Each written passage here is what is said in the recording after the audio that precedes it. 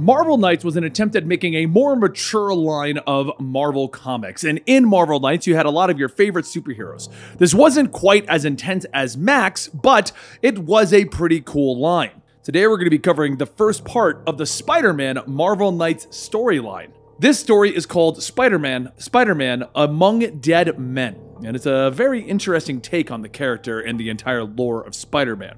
If you're wondering where you are because you maybe stumbled in from seeing the Spider-Man movie or maybe YouTube searching our channel, this is the Comicstorian channel, and what we do here is we take a lot of the lore or comic books within your favorite video games and movies and pop culture elements, and we break them down into digestible bites, turning them into an audio drama. Something that you can enjoy on the road, or something you can just pop on while playing a video game, or something along those lines. Now, let's get into Spider-Man Among Dead Men. As the rain falls in the busy streets of New York, everyone hurries along to try and get to their jobs. It was just a normal day, until two diner workers go out to take the trash and they find Spider-Man lying lifeless with the garbage. The first man stares, stating, "Great. Now they're gonna have to call the cops again for another psycho sleeping in the trash." The second man comes out, and as he listens, he asks if that guy's trying to say something under the mask. Spider-Man weakly tells the two of them to get back into the store. The first man asks, "What?" And then another voice from nowhere says, "I'm pretty sure Spider-Man's trying to warn you about something." Just then the Green Goblin floats down throwing pumpkin bombs, and Spider-Man jumps up, grabbing the men, throwing them away from the blasts. Green Goblin flies his glider into Spider-Man, telling him, "Take a deep breath, Parker!" As they go barreling through the busy streets, Spider-Man tries to fight back, thinking Green Goblin isn't doing this for money. That would be too obvious. What he did 4 hours ago was hold 18 people hostage, threaten to gas them unless his demands of Spider-Man stabbing himself in the stomach with a knife were met. Naturally, Spider-Man didn't comply, and here they are now. Spider-Man punches into Green Goblin as they tumble back to the ground, and as Spider-Man looks for something to hit the Green Goblin with, a pedestrian shouts, "The mailbox!" Spider-Man grabs the mailbox, bashing it over Green Goblin's head, and another person in the crowd says, "Ouch!" As Spider-Man weds Green Goblin up, he asks, "What? If I didn't knock him out, he would end up killing people." The man calls out to take it easy. He isn't judging! Just now that guy's gonna have brain damage. Another pedestrian looks down at a handful of pumpkin bombs that fell out of the Green Goblin pouch. As Spider-Man shouts, "Stay away from those!" Before he could get over there, the bombs begin to go off, throwing the pedestrians across the street. He runs over, asking, "What is the matter with you? Why would you get close to those?" But soon the city cheers turn to disgust, asking how could Spider-Man do the things that he has done. He let an innocent bystander get hurt, and he nearly killed someone with a mailbox. What kind of hero is Spider-Man? Just before the police arrive, Spider-Man sneaks away to head back to Aunt May's home, where she's packing, getting ready to move. Without his costume, Peter stumbles into the house as his wife MJ and Aunt May help clean him up. Peter Parker sits in his room telling May that he's going to miss this place. Ever since he's left, nothing's changed. May hugs him, telling him that it was a fresh start and they'll be closer together in the city. This is for the best. They both hug. Across the street, a pair of eyes stare into the window. The next day, Peter receives a call from the city council that some of the kids vandalized his Uncle Ben's tombstone. He hurries down to the cemetery to see, stating that it's kind of strange that this tombstone would be targeted. It didn't have any special features or anything like that. The city worker tells him it was probably nothing personal, but as much as he hates to say it, these random occurrences are starting to become more and more frequent. Just then, Peter gets a call, and as he answers, he asks, "Aunt May?" The voice on the other end tells him, "Not even close, Spider-Man.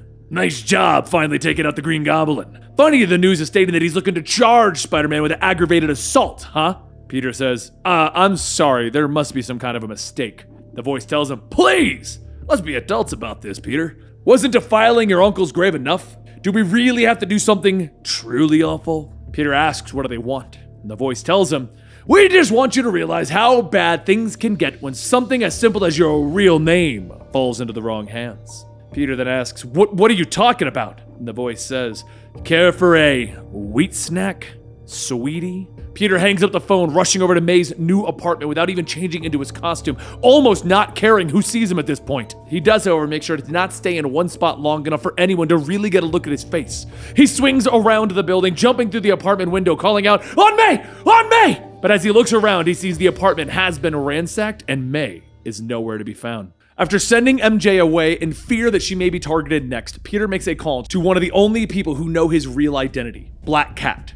As Black Cat deals with her issues, she really can't be of any help at the moment. She's no angel, but even Black Cats know that there are certain lines you don't cross. No trying to peek under the mask, and don't get people's families involved. Peter tells her that he really needs her help on this. He doesn't know where to start, and having a second pair of eyes would really help. So she sighs and tells him she's in Florida, dealing with a missing persons case. But she'll try and take the next flight back to New York. In the meantime, it might be a good idea to make a list of everyone who knows your secret identity. There's Eddie Brock, her, Aunt May, Mary Jane, and Peter then realizes that, oh my god, Osborn! Over on Rikers Island, prisoned up with some of the most powerful supervillains. Peter puts on his costume and he asks Osborn what he's done with her. Osborn holds up his hand telling security, "It would seem we have a breach. If you could send somebody to..." But Peter stops him, telling him the guard is on a bathroom break. Now before this window gets kicked in, where the hell is she? Osborn tells him, "You're gonna have to be a little more specific, Parker." Peter shouts, asking, "What have you done with Aunt May?" Osborn looks up from his book, telling him, "Now, that's interesting. And you're assuming I'm the one behind it. Well, that would mean that not just Uncle Ben's blood is on your hands, but soon your Aunt May's. Not to mention that dead blonde you used to dance with. Besides, how could I have done it? You've got me locked up. That is, unless I shared your little secret with a mutual acquaintance. Surely you didn't think that I would keep this all to myself, right? I just told a friend that if Spider-Man ever threw Green Goblin in jail, he would need someone kidnapped. It's nothing personal. Just keep in mind the grisly reputation that all of the little lunatics crawling around here have. Then again, I could also be lying. Just take advantage of a good boy in a bad situation." Peter leaves, telling him, lately, he can't even tell if the mask is on or off with him anymore. Osborn takes off his glasses and he looks up into the camera, asking the security guard, "Enjoy your leak, Officer Jankowitz?"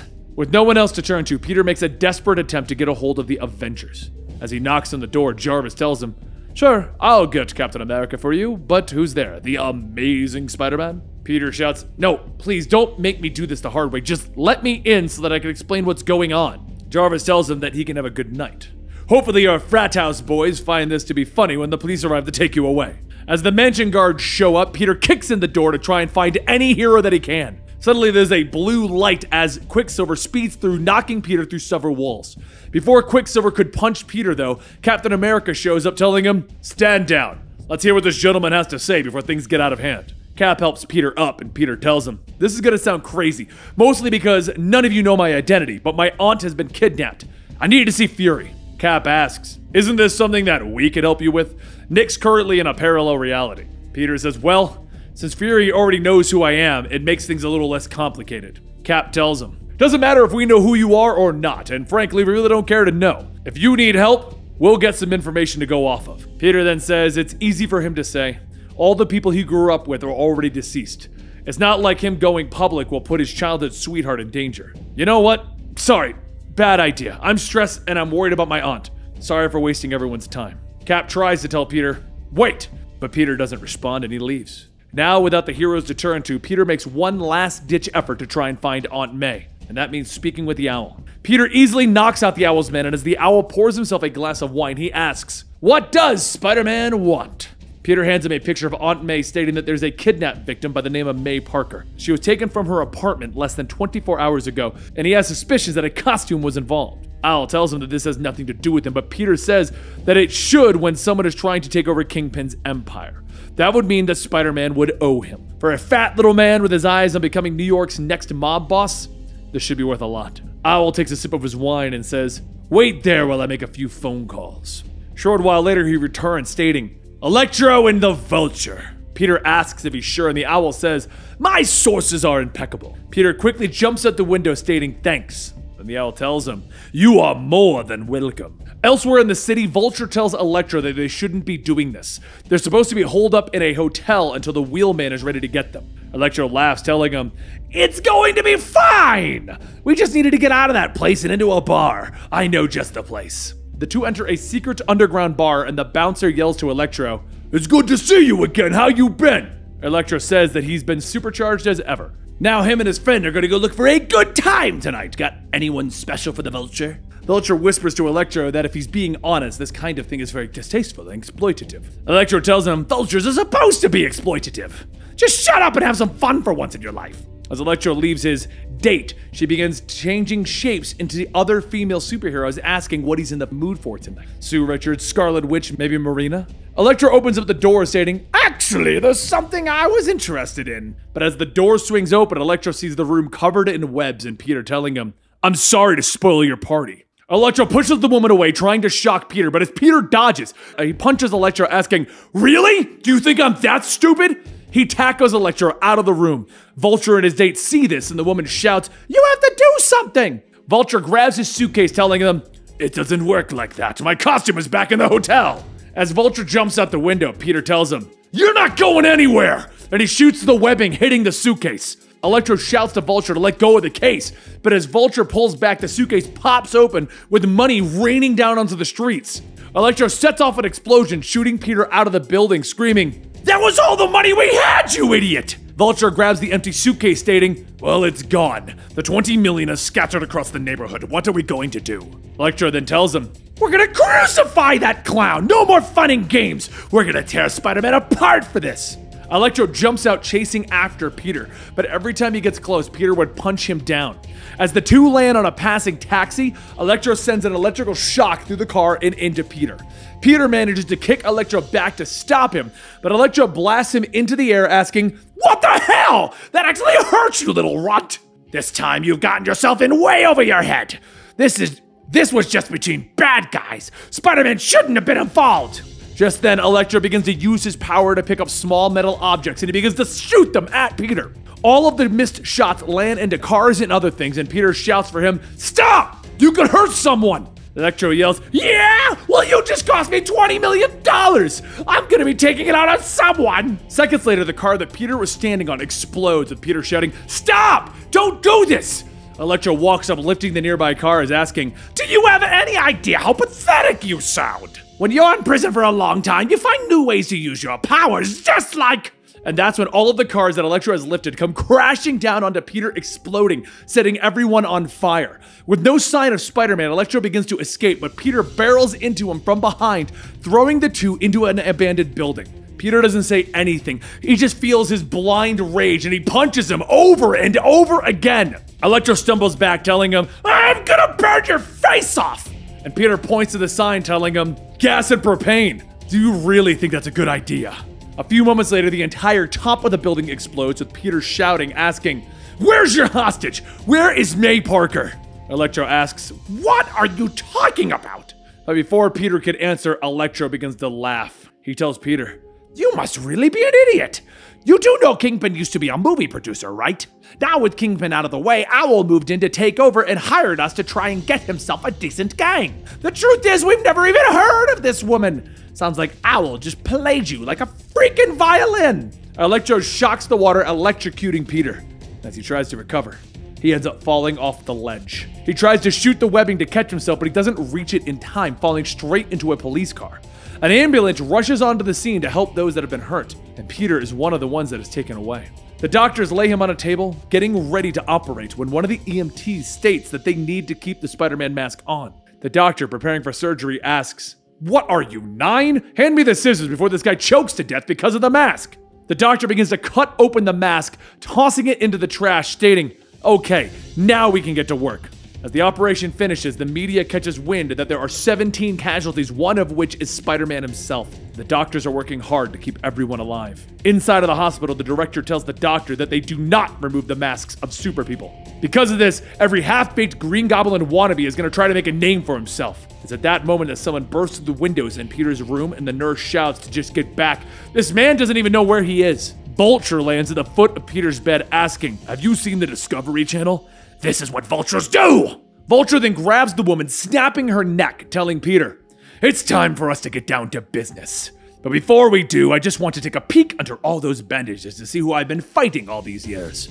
Peter reaches out for a pitcher of water, slamming it against the Vulture's head, knocking him back long enough to let security make their way in. Security opens fire, but Vulture quickly grabs Peter to use him as a shield, causing him to get shot twice. He then turns around, lifting Peter up, flying through the window, and he begins to fly up as high as he can into the sky. Vulture starts shouting, "Did you know what I was going to do with that money? I was going to give it to my damn grandson. My grandson has leukemia, and now he won't get the treatment. Now we're going to take off these stupid bandages and see exactly who you are." Vulture begins to pull the last bit of the bandages away, looking at Peter's face, and he tells him he can't believe it. All of his friends were put away. All of them were put away by a nobody. All these years getting beaten by a nobody. He releases Peter to let him fall, but as Peter starts to shoot webbing to catch himself, he realizes his web shooters are gone. That's when Black Cat swings by, grabbing him, throwing him up onto the ledge. Vulture rockets towards them, shouting, "No, no, no!" and he tackles straight into Black Cat. He picks her up, sending her through a building, but before falling, she throws her grappling hook, latching it onto Vulture's leg. She pulls back on the cord, swiping at Vulture's chest, drawing blood. Vulture shouts that she should know that this suit makes him more powerful. And Black Cat tells him, oh, she knows. Let's see how good he can fly without a navigation system. She pulls back on the Vulture's wings, guiding him headfirst into a billboard before jumping off at the last second. As the Vulture falls onto the roof, Black Cat lands on him, stating, "If you ever touch my ex again, I will kill you." Later, at the meatpacking district of Manhattan, Owl sips his tea, telling a tied-up Electro that it would be best if he didn't try to move. The doctor here has just injected him with a special kind of drug that neutralizes all those nasty little shocks. In fact, the only thing he's gonna feel is pain. Now admit it. Admit what he did was wrong and accept punishment for it. Electro shouts, it wasn't him, it was the Vulture. Just let me go and we can both find the crooked old goat. Owl asks, like you were gonna find my $20 million? I don't think so. Besides, Black Cat already found the Vulture and dropped him off earlier. She was going to search while in Florida, so it would stand to reason that she's not in the best of moods when she caught up with Vulture here. Electro asks, what does he mean? And Owl tells the doctor to remove the blanket.